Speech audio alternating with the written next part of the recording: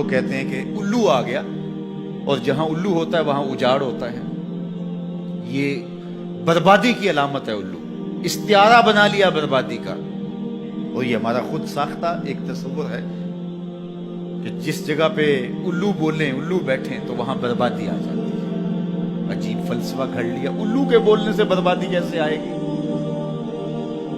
اور اندر کا نفس الو بن گیا تو پھر بربادی آئے گی. اس کو دیکھو کہ وہ خراب تو نہیں ہو گیا. میں کہتا ہوں ایک گھر میں صبح کا آغاز سجدوں سے ہوتا ہے، پھر سورہ یاسین کی تلاوت کی جاتی ہے. سارا دن گھر کے اندر محبت، چاشنی اور پیار سے افراد خانہ کا وقت گزرتا ہے. کمائی کر کے لانے والا گھر کا کفیل رزق حلال لا کے اپنے بچوں کو کھلاتا ہے. نظر کی پاکیزگی اور خیالوں کی طہارت کا سامان ہوتا ہے.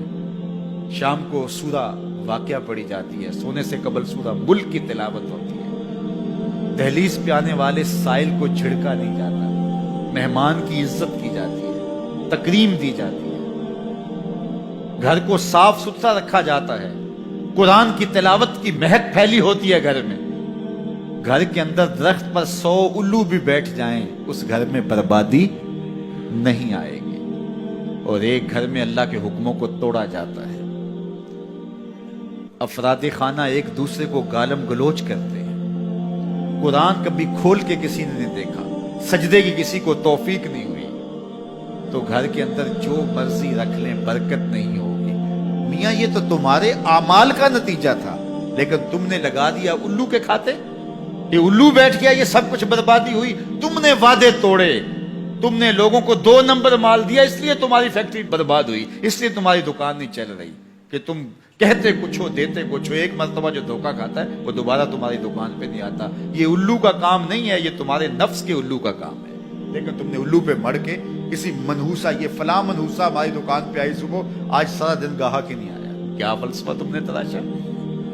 تو فرمایا ولا ہامہ، الو بھی کوئی چیز نہیں. ولا سفرا، اور نہ ہی سفر کا مہینہ کوئی چیز ہے کہ آپ سفر کے مہینے کے نام لگا کر کے کسی چیز کا انکار کر دیں. یہ اللہ کی طرف سے ہے جو تمہیں نصیب ہوتا ہے. وَإِن يَمْسَسْكَ اللَّهُ بِضُرٍّ فَلَا كَاشِفَ لَهُ إِلَّا هُوَ. اللہ تعالیٰ تمہیں کوئی نقصان پہنچانا چاہے تو کوئی اس نقصان کو دور نہیں کر سکتا سوائے اللہ. اور اگر اللہ تمہیں کوئی بھلائی دینا چاہے، تمہیں بہتری عطا کرنا چاہے، فَلَا رَادَّ لِفَضْلِهِ، اللہ کے فضل کو کوئی واپس بھی نہیں کر سکتا، لٹا بھی نہیں سکتا. اللہ کے فضل کو کوئی ٹال بھی نہیں سکتا.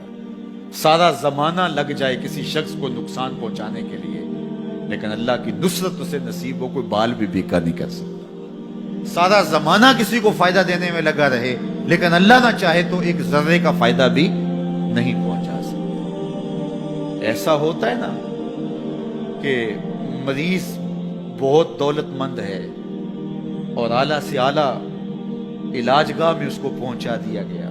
ہر وقت 5-6 ڈاکٹر اوپر کھڑے ہیں، ایک ایک سانس کو کنٹرول کرنے کی کوشش کرتے ہیں. کئی مشینوں کے اندر ایک ایک چیز کا ہر وقت ٹیسٹ ہو رہا ہے، لیکن موت آئی تو سارے ڈاکٹر ایک سانس کی بھیک بھی نہیں دے سکتے.